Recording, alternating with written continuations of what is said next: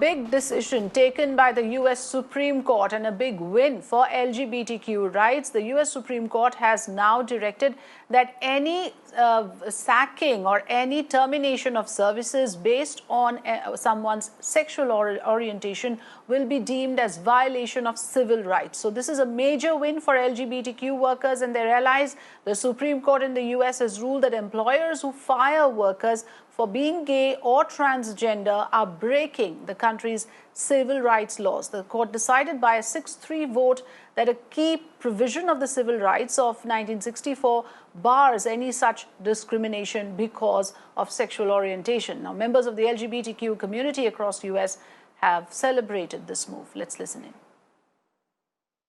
I was nervous going into this week, and getting the court's decision was thrilling. It was a surprise.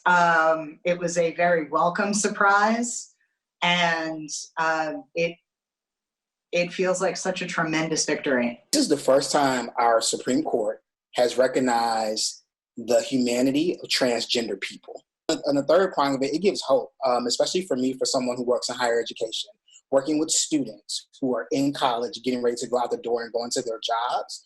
That question comes up. If I work in this field and I'm out in my authentic self on my job, will I still have a job? And for some students, it even steers what career field or what interviews they're even taking.